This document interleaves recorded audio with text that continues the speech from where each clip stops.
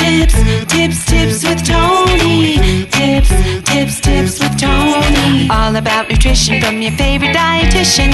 Everything you need to digest in your mind. Tips with Tony. Tips with Tony. Making you healthier one bite at a time. With Tony. Woo. Hello, and welcome to the Tips with Tony podcast. I'm Tony Marinucci, a registered dietitian, helping you get healthy one bite at a time.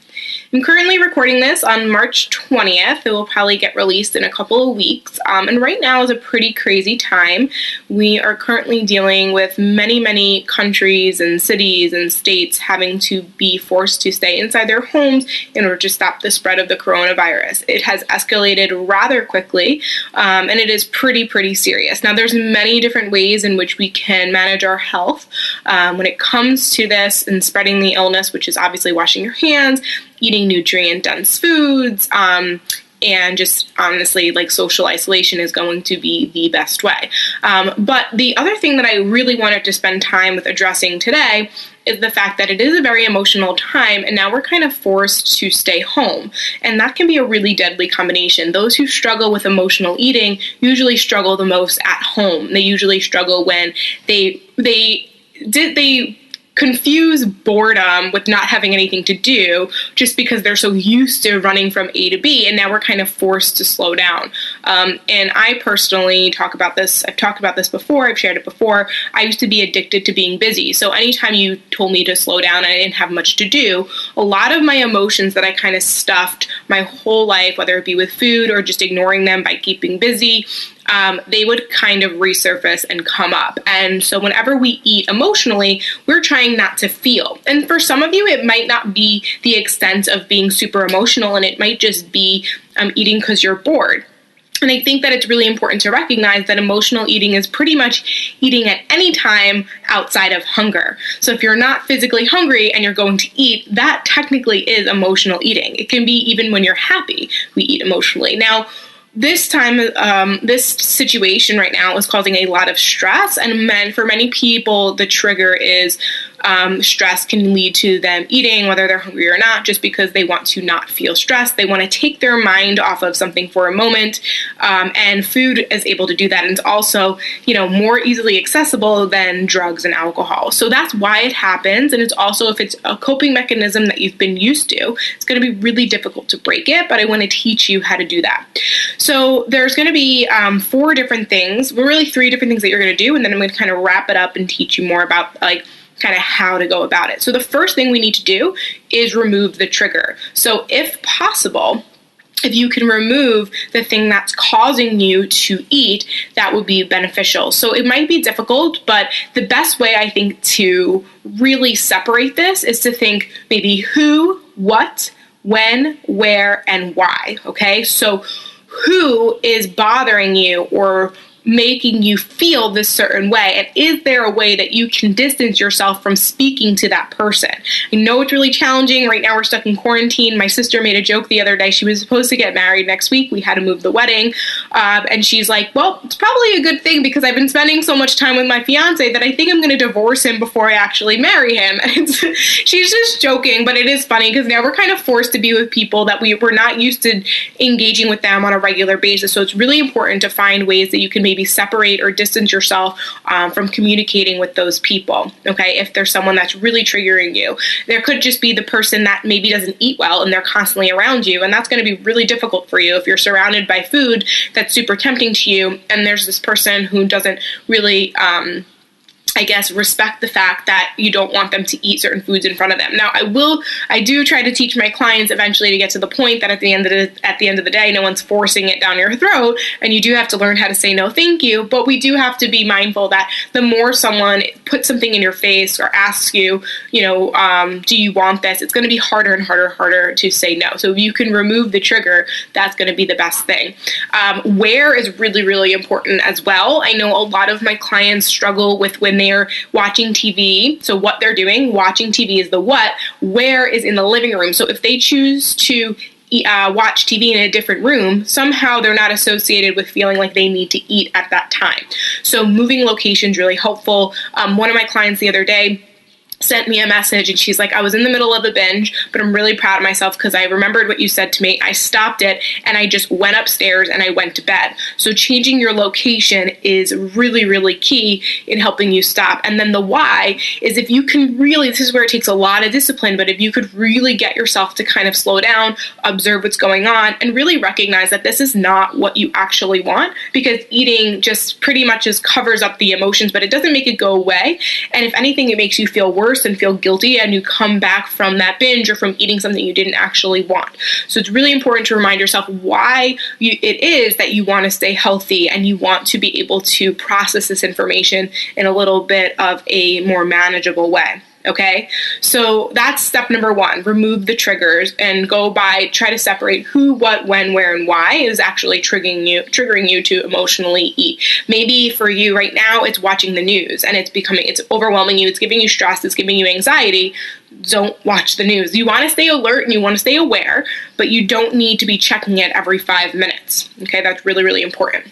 So step number 2 is, if possible, remove temptation. So if it's right now, it's a really, really interesting and unique time. And if you're not already stocking up on pantry items, healthy pantry items, I strongly, strongly, strongly encourage it. Because unfortunately, it's not looking good. It's looking more and more like we're going to have to be kind of forced to stay home for, I would say, at least another month.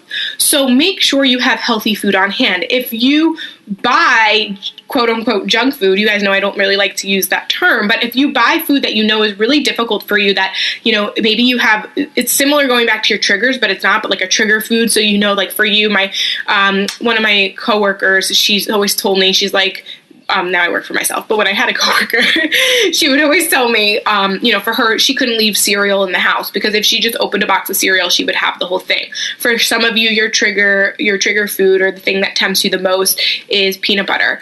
Maybe it's chocolate, maybe it's ice cream, you know, but so maybe for you, knowing that there's ice cream in the freezer, it's like you feel like it's calling your name and you have to eat it. But maybe if you left sorbet, like for me, I don't like sorbet. I think it's gross. Like if sorbet was in my freezer, it would probably be there till next year. So try to keep foods, you know, around you. And then keeping in mind that, you know, it's going to be a lot easier not only to remove the temptation and to not have the triggers there, but to also have healthy food on hand. Hello, I'm interrupting this podcast episode for a brief announcement and special offer just for you. Did you know that April is IBS Awareness Month? Well, if you're someone who struggles with IBS, then listen up because I have a special offer just for you. Holy Ghost IBS Restore has been clinically proven to help nutritionally manage the symptoms of all types of irritable bowel syndrome, including constipation, diarrhea, and a mixture of both. Many who use this medical food have experienced relief in symptoms such as less bloating, less diarrhea, less constipation, and more normal bowel movements. 48% of users reported an improved overall quality of life, including an increase in energy, decrease in irritability, and just an overall better mood. It comes in a powdered form, so you can put it in your water, in your smoothie in the morning, or even your hot or cold cereal. It doesn't have any flavor or coloring, so you won't even notice that it's there, other than beginning to feel symptom relief after adding it to your daily routine for a certain period of time. It doesn't contain gluten, preservatives, GMOs, or soy, and it's free from artificial flavoring, sweeteners, and colorings. This is not like your typical probiotic. Holy Ghost IBS Restore actually contains unique microbiome nutrients called HMOs that fuel the good bacteria that are already in your gut rather than bringing in some sort of good bacteria that hasn't been there before.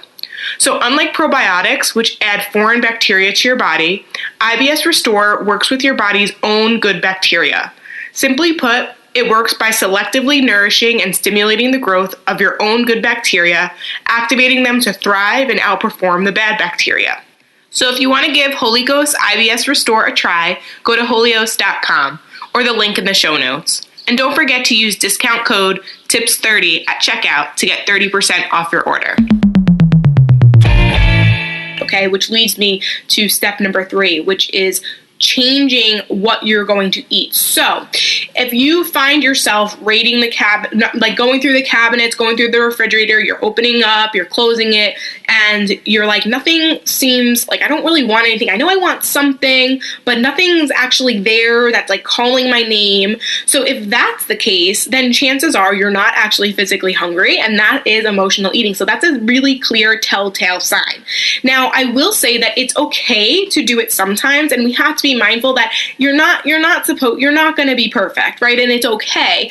And so now if you choose that you are going to, you're craving something, maybe you want something salty, maybe you want something sweet, even though you're not hungry and you're choosing to eat anyway, then in that situation, we want to swap it. So this is really, really important. So it's okay sometimes to overeat, even if you're not hungry, but we don't want to make it worse off than it already is. So what I mean by that is that if you want something sweet, maybe instead of having like a sundae, a banana split, you have a piece of fruit. Maybe if you want something salty, you make some popcorn. Maybe if you want something starchy and fried, you're thinking, I want French fries. Believe it or not, having like air-baked fries is going to be a great alternative that's probably going to still satisfy that crunch. And if you haven't invested in an air fryer, I hear they're wonderful. I haven't yet either, but I hear a lot of people love that air fryer.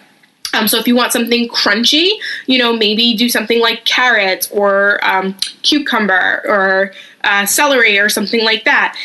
And if you want something maybe like super fatty, maybe that you're just like, I want to feel like super full. So fat makes me feel full. So instead of doing something like dipping it with like in like a ranch dressing or something like that, you do like hummus or guacamole. Okay, so swapping it out is really helpful. And then if you do choose that maybe you're realizing I'm really not hungry, I know I'm emotionally eating right now, I know I don't actually want anything, but maybe you're just looking for sensation or something, maybe you want to pretend that you're eating something, you're really not hungry, then maybe chewing on a piece of gum, having some tea, or maybe some like carbonated water, so like a seltzer water, or anything like that might be a better alternative. And then lastly, it's not really swapping it, but kind of going back to changing location. Very often we're eating at nighttime, where this is usually often happening. We can usually get away with it most of the day, but at nighttime, it's when it's the hardest time. Just go to sleep. Guys, just go to sleep. That's usually what you need. Now your schedule might be changing. You might be working from home. You might be not have to commute. So you're thinking, oh, I can sleep in a little bit more. No, keep to your regular routine, and make sure that you kind of be mindful of, am I hungry or am I just tired? Maybe I should just go to bed. That's usually the best thing. And then just to kind of backtrack, I probably should have said this in the very beginning, but if you are actually feeling physically hungry, or if you've just been kind of busy and doing things all day, and that's the reason why you haven't eaten, now when we couple physical hunger with emotion, it is a deadly combination. So to remove the actual trigger, which may just be hunger plus emotion, I encourage you to eat 3 meals per day and snack in between if you need it. And make sure that every time you do eat something, it's nutrient dense. Use that plate method I talk about all of the time. Half of your plate non-starchy vegetables, a quarter protein, and a quarter whole grain starch. Try to mimic that with at least 2 to 3 of your meals. Make sure you're eating plenty of fruits and vegetables, hydrating with water. Sometimes we think we're hungry and we're just thirsty. And you do that, then you won't have the combination of also feeling hungry and being emotional at the same time. We want to remove that, okay? And then lastly, I'm going to just say that do this slowly. If you're someone who maybe you know that you have too much added sugar in your coffee, for example, or maybe you drink too much coffee, and I love coffee, guys, so I never think that there's too much, but there actually is, right? So we don't need more than 500 milligrams of caffeine a day, and then also it depends on what you're putting in your coffee. So maybe you put a lot of sugar in your coffee, so just slowly cut back. You don't have to go from having a large coffee with like 3 or 4 sugars to not having any at all. Do it slowly, and I think that'll be really helpful. You guys know my slogan, it's helping you get healthy one bite at a time. Just really be kind to yourself, be patient with yourself, and do this where you feel like you have some sort of control, because that feeling of chaos, uncontrol is kind of what we're in right now, and that can be a trigger as well. So do it slowly. If you usually have a large coffee with 3 to 4 sugars, maybe just cut back and do a medium with 2 to 3 sugars. Or try to maybe add something like ground cinnamon in there, and just slowly try to kind of, ease your way back. All right. So I think that's really all I have to say today. Just keep in mind that managing emotional eating, it's not like good or bad to do it or to not to do it. The goal is to do it less often and less frequently. We are human beings and we're going to have emotions, but I will just say, just to kind of add to that, maybe finding other ways outside of food to cope is going to be really beneficial for you. So calling a friend, writing in a journal, meditating, some deep breathing, doing a little dance party, going for a walk, getting some movement in. That's going to be really, really helpful to just kind of shift your perspective and kind of catch yourself before you go in deep. All right, guys, I hope you found this helpful. If you have any other questions, don't hesitate to email me, tipswithtony@gmail.com. If you're not already subscribed to the podcast, please subscribe. It allows you it'll get you notified. It'll notify you every time a new episode comes out every Monday and every Wednesday. And if you liked this episode about managing emotional eating, then you're going to love my Healthy Livings Foundations course. You can find more in the show notes. I'll put the link there. It's www.tipswithtony.com/courses, and you will get access to Module 6 is all about healthy living, is all about managing emotional eating, but there's 7 other modules, so there's 8 modules in total that are going to really help you from the very beginning, from mindset to understanding different types of macronutrients, to reading nutrition fact labels, to navigating social situations, to setting boundaries, to learning how to meal prep. This is a perfect time for you guys to learn how to meal prep, but not in an overwhelming way, in a very simplistic, basic way. Physical activity, knowing what is most important. We talk a lot about your non-exercise activity thermogenesis, which is really, really increased. So your basal metabolic rate is increased a lot through walking. We talk a lot about that. And then also knowing how to set boundaries and, communicating your wants, needs, and goals effectively to make sure that you're able to consistently crush your goals. All right, guys. So if you have any other questions, please don't hesitate to reach out. As always, I'm Tony Marinucci, your registered dietitian, helping you get healthy one bite at a time.